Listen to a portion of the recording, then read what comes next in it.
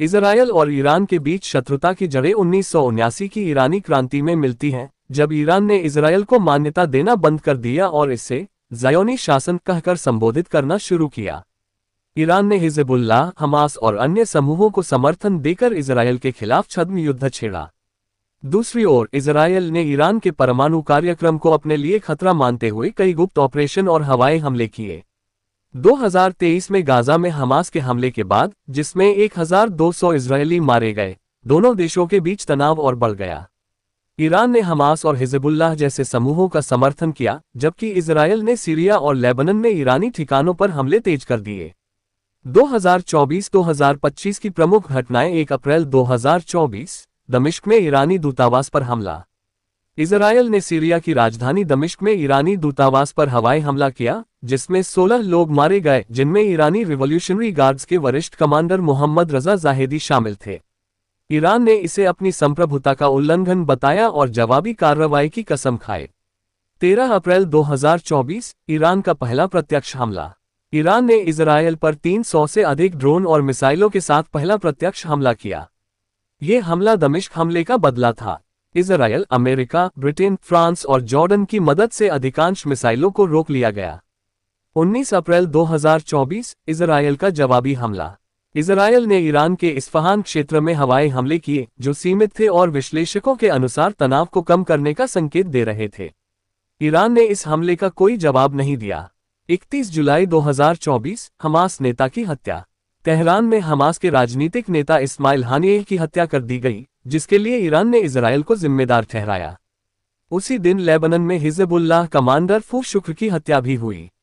इन घटनाओं ने तनाव को और बढ़ा दिया। 1 अक्टूबर 2024, ईरान का दूसरा मिसाइल हमला। ईरान ने इजरायल पर 180 से अधिक मिसाइलें दागीं, जिसे उसने हानियेह और हिज़बुल्लाह नेता हसन नसरुल्लाह की हत्या का बदला बताया। इजरायल ने अधिकांश मिसाइलों को रोक लिया, लेकिन कुछ ने तेल अवीव और अन्य शहरों में नुकसान पहुंचाया। 26 अक्टूबर 2024, इजरायल का परमाणु ठिकानों पर हमला। इजरायल ने ऑपरेशन राइजिंग लायन के तहत ईरान के परमाणु और सैन्य ठिकानों पर हमले किए, जिसमें 6 वैज्ञानिक और कई सैन्य कमांडर मारे गए। ईरान ने जवाब में ट्रू प्रॉमिस 3 ऑपरेशन शुरू किया और 100 से अधिक मिसाइलें दागीं। 13 जून 2025, ताज़ा हमले। इजरायल ने ईरान के परमाणु और मिसाइल ठिकानों पर बड़े पैमाने पर हमले किए, जिसे उसने ईरान के परमाणु हथियार बनाने की कोशिशों को रोकने का प्रयास बताया। ईरान ने जवाब में मिसाइल हमले किए, जिससे तेहरान और तेल अवीव में विस्फोटों की खबरें आईं।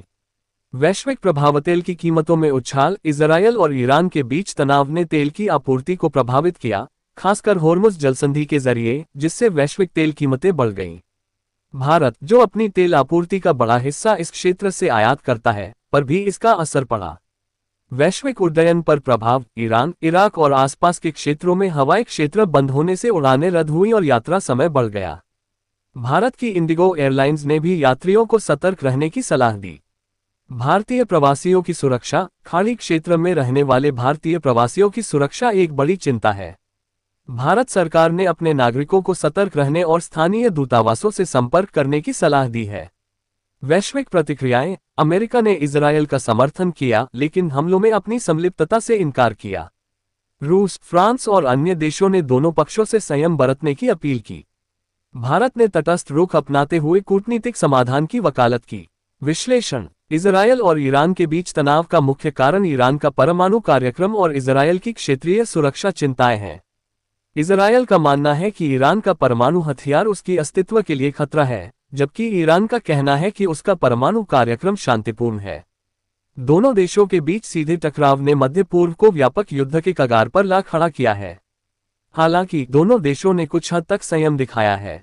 उदाहरण के लिए, अप्रैल 2024 में इजरायल के सीमित हमलों के बाद ईरान ने जवाबी कार्रवाई नहीं की, लेकिन हालिया हमलों ने स्थिति को और जटिल कर दिया है। विशेषज्ञों का मानना है कि अगर ये तनाव बढ़ता है, तो यह क्षेत्रीय और वैश्विक स्थिरता के लिए खतरा बन सकता है।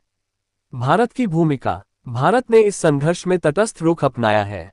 विदेश मंत्री एस जयशंकर ने इजरायल और ईरान के अपने समकक्षों से बात की और दोनों से संयम बरतने की अपील की। प्रधानमंत्री नरेंद्र मोदी ने इजरायल के पीएम बेंजामिन नेतन्याहू से फोन पर बात की और स्थिति पर चर्चा की। भारत ने चाबहार बंदरगाह और अन्य सामरिक हितों को देखते हुए इस क्षेत्र में शांति की वकालत की है। निष्कर्ष: इजरायल और ईरान के बीच तनाव मध्य पूर्व की जटिल भू राजनीति का हिस्सा है। परमाणु कार्यक्रम, छद्म युद्ध और क्षेत्रीय प्रभाव के लिए प्रतिस्पर्धा ने इस संघर्ष को और गहरा किया है। दोनों देशों के हालिया हमलों ने वैश्विक चिंता बढ़ा दी है, लेकिन कूटनीतिक प्रयासों से स्थिति को नियंत्रित करने की उम्मीद बाकी है। भारत जैसे देशों की मध्यस्थता इस संकट को हल करने में महत्वपूर्ण हो सकती है।